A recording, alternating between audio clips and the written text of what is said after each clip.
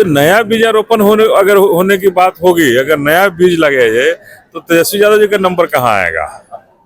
ये तो लालू यादव जी का बीज ऑलरेडी बिहार देख चुका है। इसलिए नया बीज में तो हमारी बहुजन समाज पार्टी का बीज है, और बहुजन समाज पार्टी को बिहार में नहीं देखा गया है। निश्चित रूप से उन्होंने सही कहा है, और मैं भी उनके बातों का ये करना चाहता हूं कि नया बीज लगे और बहुजन समाज पार्टी का बीज लगे बिहार में।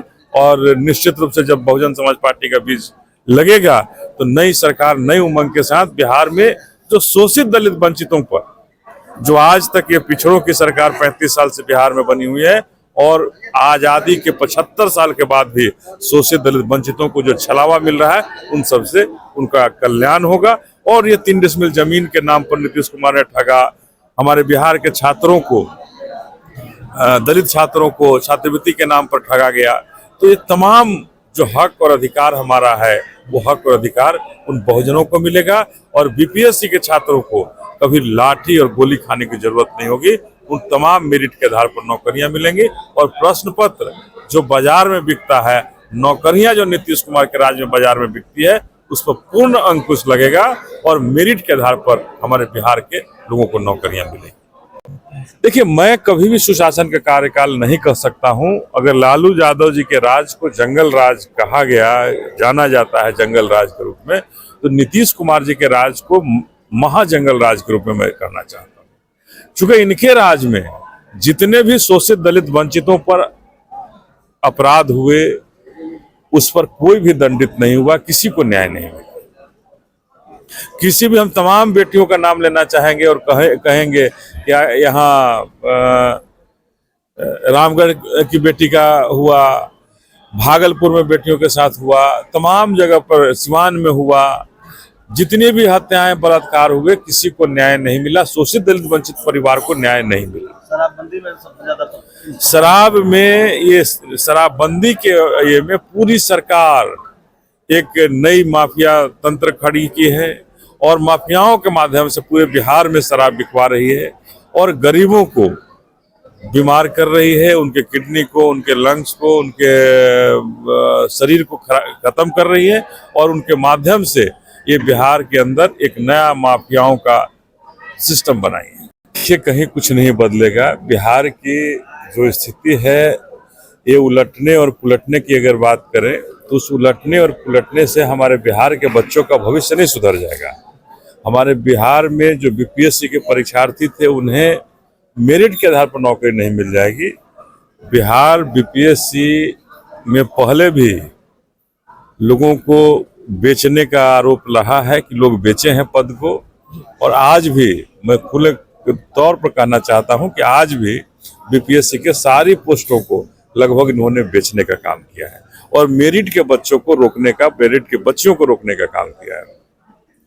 ये राजद के साथ चले जाएं, भारतीय जनता पार्टी के साथ चले जाएं, लेकिन दोनों के साथ जाकर के बिहार के भविष्य को, बिहार के बच्चों को, बिहार की माताओं को, बिहार की बहनों को कुछ भी नहीं दे पाएंगे। शोषित दलित वंचितों का हक और अधिकार नहीं दे पाएंगे। केवल और केवल बिहार के लोगों को ठगने के लिए इन्होंने रणनीति बनाई है, और उसी रणनीति पर ही आगे बढ़ेंगे।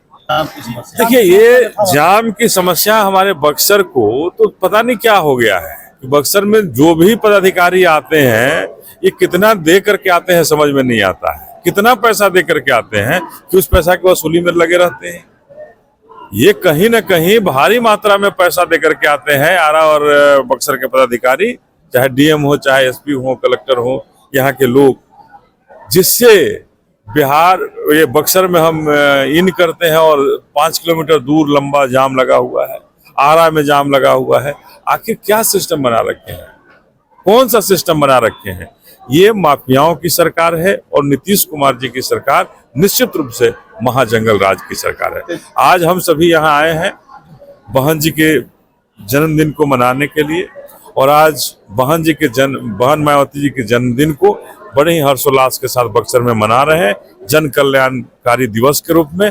और आज बक्सर के तमाम हमारे जितने भी बहुजन समाज पार्टी के पदाधिकारी हैं, संगठन के लोग हैं और समर्पित कार्यकर्ता हैं, सबने संकल्प लिया है कि आगे आने वाले जो चुनाव हैं, उस चुनाव में हम बहन मायावती को देश का हुक्मरान बनाने के लिए अपनी एडी चोटी एक लगा देंगे और बहन मायावती को देश का हुक्मरान बनाएंगे, जिससे हमारे बाबा साहब का मिशन पूरा हो, माननीय काशीराम साहब का सपना पूरा।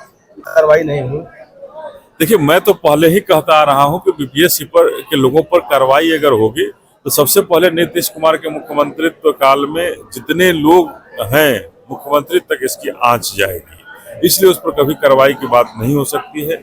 मुख्यमंत्री आवास में जितने लोग हैं उन पर कार्रवाई होगी तो कैसे कार्रवाई हो सकती है, इसलिए हमेशा उस पर पर्दा डालने की बात होगी, हमेशा उसे ढकने की काम होगा और बिहार के छात्रों के भविष्य के साथ खिलवाड़ होता है।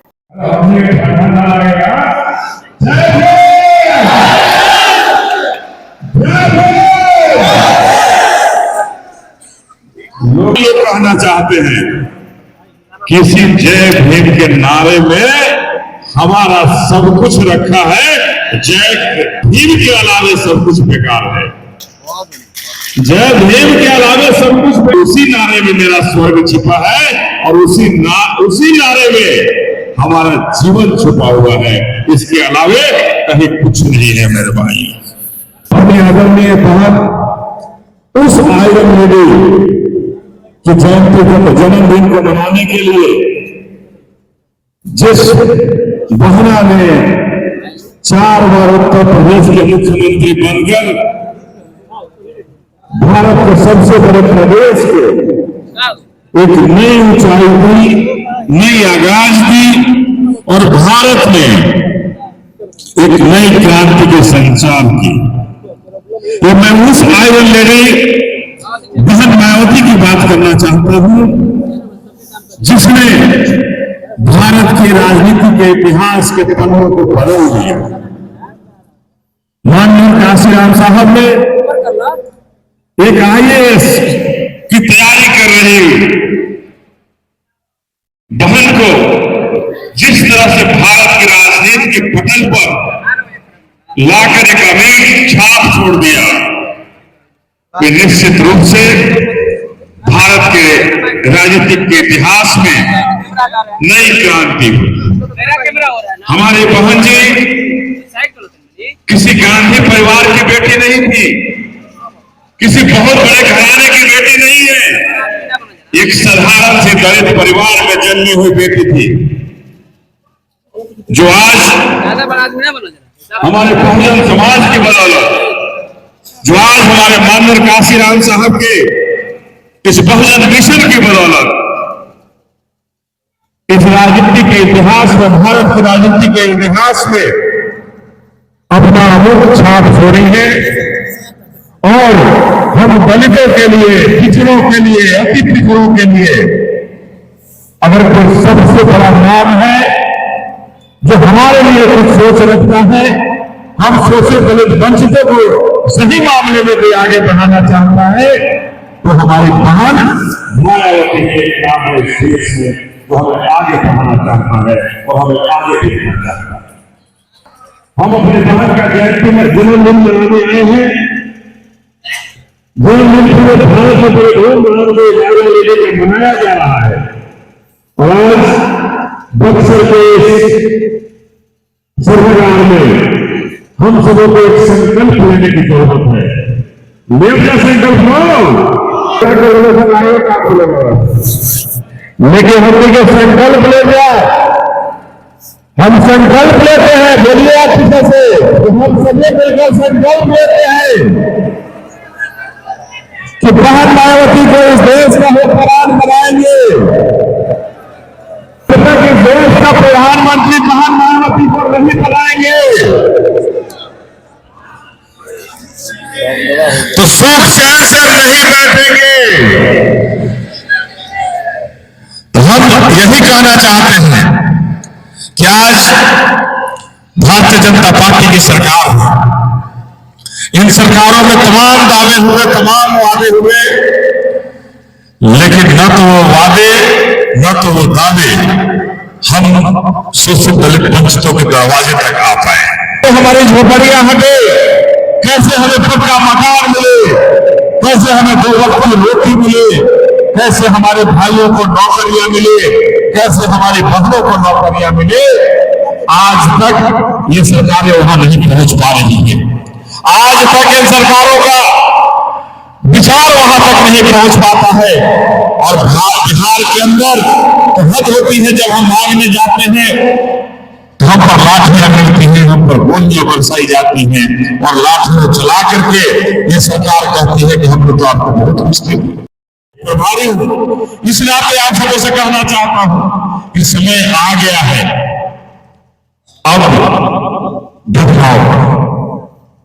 समय आ गया है कि हम अपने ताकत से, जो बाबा साहब ने जो हमें वो ताकत दी है, उस ताकत से एक ऐसी सरकार को बनाए जो सरकार हमारी हो, जो सरकार हमारी सोच की हो और वो सरकार हमारे लिए काम करे, हम बहुजनों के लिए काम करे और हमारा कल्याण की बात हो।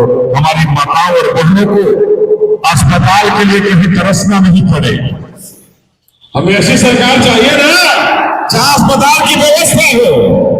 हमें ऐसी अस्पताल, हमें ऐसी व्यवस्था चाहिए जहां हमारे बच्चों को प्राइवेट स्कूल नहीं जाना पड़े। हमें ऐसी व्यवस्था चाहिए जहां सरकारी स्कूल के अंदर सारी व्यवस्था हो। चाहिए ऐसी सरकार ना, तो हमें। हमारे खबरों के प्रायोजक हैं शहर बक्सर में खुला है पंकज टेलर, जहां आपके मन मुताबिक कपड़े मिलते हैं। सबसे बड़ी बात यह है कि यहां पर आपके मन मुताबिक कपड़े की सिलाई भी होती है। यही नहीं, महिलाओं के लिए साड़ी एवं सूट भी उपलब्ध है।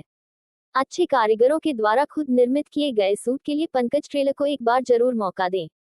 पता है अम्बेस्टर होटल के सामने, पंकज टेलर को एक बार जरूर मौका दें। पता है अम्बेस्टर होटल के सामने।